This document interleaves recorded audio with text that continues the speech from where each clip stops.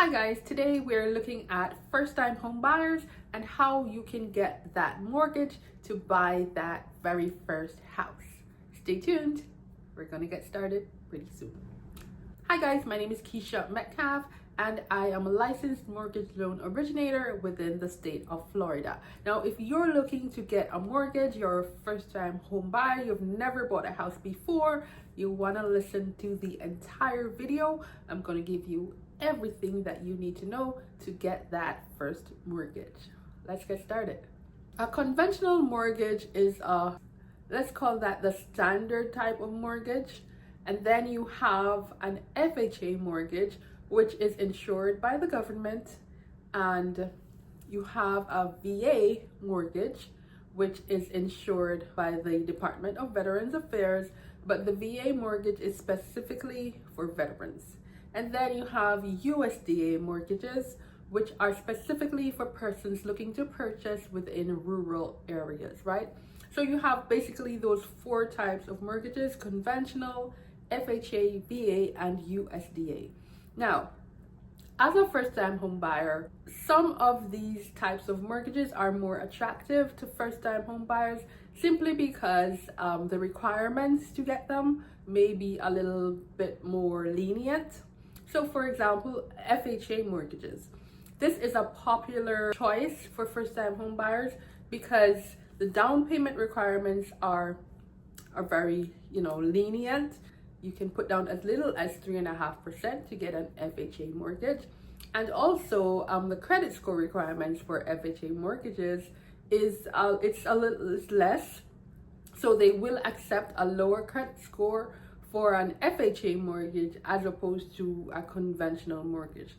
So with an FHA mortgage, you can have, your score can be as low as 580, and in some cases, depending on the lender, it may even go down to 500. So very lenient when it comes onto credit scores. And so some buyers find this very attractive and they tend to go for FHA mortgages. Now, if you are a veteran or you are the spouse of a veteran, you are able to get a VA mortgage. And for veterans, the VA mortgage, I think, may be the best choice if you're a veteran, because you can get a mortgage without putting down anything. Zero. You got that. 0% down as a veteran. So if you're a veteran, that's the first option you want to explore, a VA mortgage. It's made specifically for veterans, and the terms are attractive and they make it attractive to veterans. So that would be my recommendation if you are a veteran or the spouse of a veteran. Now, if you live in a rural area, the USDA loan would be my recommendation to you, because again, with USDA loans, you don't have to make a down payment. Zero. You can get a 0% down payment mortgage with a USDA loan. Now, that being said, generally speaking, an FHA mortgage or an FHA loan is going to be probably the top choice for a first-time home buyer, because once again, the down payment requirements, you can get a mortgage with putting down as little as 3.5%, and the credit score requirements starts as low as 580, sometimes all the way down to 500. So we're going to look specifically in this video at the FHA mortgage and how you can actually get an FHA mortgage. Okay. So let's say you are on the market and you are deciding that you want to purchase a house and you want to get an FHA mortgage. How do you go about this? Well, the first thing that you want to do is you need to find a mortgage loan officer, a mortgage loan originator. You have to find someone who can actually help you to get this mortgage. So myself, being a licensed mortgage loan originator within the state of Florida, I am able to help you to get a mortgage if you are looking to purchase a house that is located anywhere in Florida. So you would reach out to me. So I'm gonna leave my contact details in the description box below this video. You can call me, you can email me, whatever it is, and we can talk. Now you tell me what exactly you're looking for, what area you're looking in, and then what we're gonna do is we're gonna get you pre-approved for that mortgage. Now, what is a pre-approval and why is it necessary? A pre-approval is the process of collecting your information as a borrower and seeing, the lender is seeing whether or not they would be able to extend credit to you and how much they may likely be willing to extend to you based on your income, based on your liabilities, based on the assets that you have. So when you call me, right, you call me and you say, hey Keesha, I'm looking to purchase a house in Florida and I need a mortgage to help me. So once you do that, I'm going to give you the application. So you're going to actually fill out the application for a mortgage. It's going to ask you about your income. It's going to ask you about your assets. So how much cash do you have? Do you have money for the down payment, money for the closing costs? And it's also going to look at your liabilities. So you're going to tell me about any debts that you may have. So perhaps you have car loans, perhaps you have student loans, perhaps you have other personal debts, whatever it is, whatever your debts are, you're going to share that information with me. And then you complete the entire application. Now, once you complete that application, I am going to take that application, I'm going to look at it, and in collaboration with my underwriter, the underwriter is going to go through, look at what you have presented. You're going to be asked to present evidence of the information that you have on the application. So you may be asked, for example, to submit, if you're a W-2 employee, you are going to be asked to submit your last 30 days of pay stubs, your last 2 years of W-2s, your last 2 months bank statements.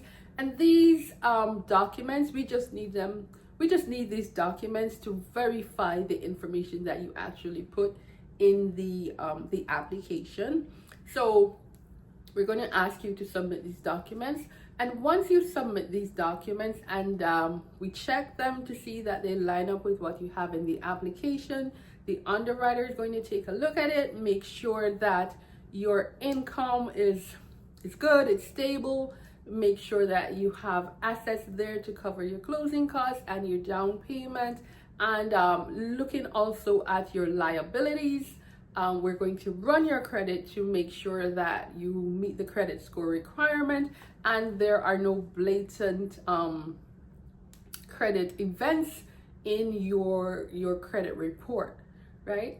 So once all of that is done and everything looks good, then the lender is going to make a decision about whether or not they are willing or they would be willing to extend credit to you and how much. So they look at your information, and then based on the information that you have given, the lender is going to say, okay, Mr. Borrower, Mr. First-time home borrower, we are willing to lend you based on the information that you've given us. So we're gonna run the numbers. So let's say the house is $500,000, right? And you only have to bring 3.5% down. So the lender, we're going to lend you the remaining 96.5%.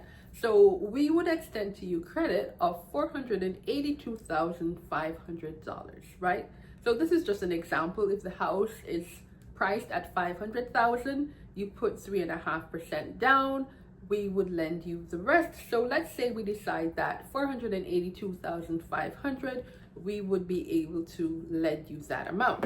So once we establish that, what we're going to do is we're going to give you a letter. It's going to be called a pre-approval letter. In that letter, we're going to say, okay, you have been pre-approved to purchase a house valued at $500,000. We are pre-approving you, and this letter is going to be valid for 60 days. And what this is going to allow you to do is that you can take this letter and you can go shopping for houses. So when you go with your realtor and you're looking around, you're shopping for houses, you can be assured, you can have the confidence that, okay, my lender is willing to extend funds to me to purchase a house that is valued up to $500,000, right? So you can have that confidence. And when your realtor is presenting an offer on your behalf, they are able to take that pre-approval letter, present it to the seller, so that the seller knows and understands that you have actually been pre-approved, and so it makes your offer stronger. So the likelihood of the seller accepting your offer is going to increase once you get that pre-approval letter. So that is the importance of, that is the advantage of being pre-approved. You're able to shop with confidence. You know what price range to shop in because you know the maximum amount that the lender is willing to extend to you. Okay, so once you get that pre-approval, you speak with your realtor, you look at houses, you choose a home that you'd like to purchase, and your realtor submits that offer on your behalf, and woohoo, the seller accepts the offer. Now you are under contract. So at this point, the lender now has to do other things in the background to complete the process. One of the main things that they need to do is they need to send out an appraiser to that property that you have decided to purchase. They send out their appraiser, and the appraiser is going to go to the property. And the purpose of the appraiser going to the property is that the appraiser is going to look at the property to ensure that the price that the seller is offering this property at, it is actually in line with market value. So the appraiser is really going to value the house. They're going to give an opinion of what they think the value of this house is based on the other homes in the area nearby that are similar to that home that you want to purchase. So the appraiser goes out, he does his appraisal, and he comes back. So let's use our example that we have been using. So the seller, the seller and the buyer decide that, okay, they have entered an agreement for $500,000. But let's say the appraiser goes out and the appraiser says, they look at the house, they look at everything, and they do agree. They say, yes, we do agree that this house is valued at $500,000. They go back and they speak with the lender and they tell the lender that, yes, we actually think that this house is valued at $500,000. Great, wonderful. We have no problems. The transaction continues to go on. However, there are some occasions where the appraisal may come in short, meaning if the sales price is $500,000, the appraiser may say, based on what we think, the opinion that we have based on our information that we have, we think this house is only valued at $490,000. Now, if that happens, then the buyer, you may have certain options at that point. You can discuss that with your realtor. And by the way, I'm also a realtor, so I would be able to help you to navigate that if the appraisal comes in short. But so that's what the lender does. They do that appraisal. And in the background, also the title company is looking to ensure that title can actually pass from the seller to the buyer, that there are no liens, there's nothing that is going to prevent title from passing to you, the buyer, right? And you're doing your inspections. So you're bringing in your inspector, you're looking at the roof, you're looking at the plumbing, you're looking at the AC, all the major systems of the house to ensure that everything is in order. And if you're getting an FHA loan, this is very important because the house, the property has to meet certain minimum requirements, right, for it to be approved by the FHA. right? So once everything checks out, so the inspection is done, everything is fine, the appraisal is done, it comes in at the sales price, everything works out, there are no issues with the title, then everything works out, you are good to go. The underwriter gives their final approval, and the transaction continues to closing. At this point, you are called in to sign the documents. You sign the mortgage documents to say that yes, you are willing to pay back this mortgage, etc., etc. You sign the documents and you get the keys. You get the keys to your brand new house and you become a first-time home owner. So there's a lot involved in the process, but that's why I'm here to guide you as your mortgage loan originator. I'm also a realtor, so I'm able to guide you through the entire process. It can be a lot, it can be overwhelming, but rest assured that I am with you every step of the way. And if you have any questions along the way, feel free to ask. If you are looking to buy a house right now and you are looking for a mortgage officer, or you're looking for a realtor, feel free to reach out to me. Again, I'll leave my contact information in the description box below this video, and let's get started. Let's talk about it. Let's get you into that house.